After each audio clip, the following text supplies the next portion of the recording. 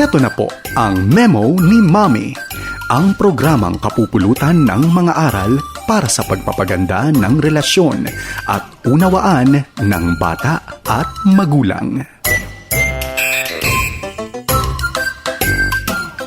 May mga pagkakataon po na kapag tayo ay nagdidisiplina, lalo na nga po, but we don't endorse that, no? Na nasasaktan po yung mga bata. Sinasabi nating, anak, kaya ko to ginagawa kasi mahal kita. Para sa ikabubuti mo ang aking ginagawa. Naku, naintindihan kaya ng bata yun? Ang naintindihan niya, nasaktan siya. Ang naintindihan niya, na-disappoint siya. Dahil sa isang bagay na gusto niya, ay hindi nangyari. Frustrated. Dahil ang ginawa niya, may kaakibat na sakit.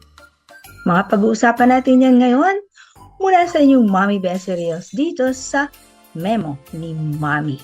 Paano nga po ba to discipline with love? Ayan. At ito nga po ay magagawa natin kapag tinignan natin ang mga pahayag natin na 4 na bagay. LOVE, discipline in love. And ito po ay napakahalaga dahil nga po doon sa mga sinasabi natin na yun, na hindi naman po ganoon kahalaga at naunawaan ng ating mga anak. Ano unang-una ang letter L? Letter L means we lean on the Lord for wisdom.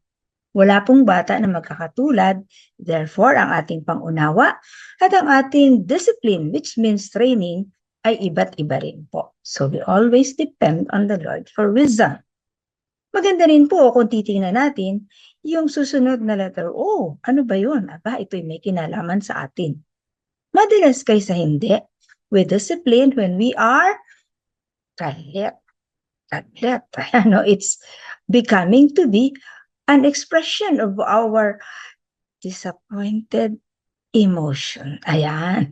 So, let's also, letter O, overcome our emotions. Kasi kapag po tayo galit, kapag masyadong maraming palaman ang ating mga sinasabi, meron tayong mga guilt na nai-release sa mga kaisipan at puso ng ating mga anak as we discipline them, hindi po ito magiging maayos.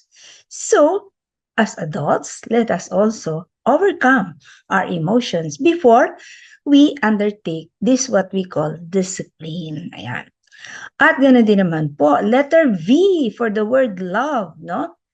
Ito po ay verify, siguraduhin, tiyakin, alamin ang ugat. Bakit ba niya ito ginawa? Bakit ba niya ito sinabi? Or, maaring, bakit hindi niya ito ginawa?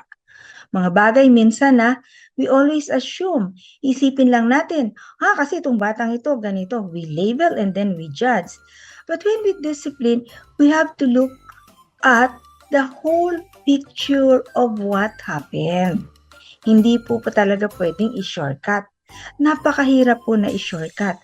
Napasusunodin lamang natin sila dahil sila ay takot, dahil sila ay nasuhulan, or kung ano-ano pa pong mga bagay na hindi po ito aakma para sa isang matagalan na pagkakaroon ng bata ng puso na masunurin. Kaya it's the heart, the obedient heart that we are trying to train when we discipline.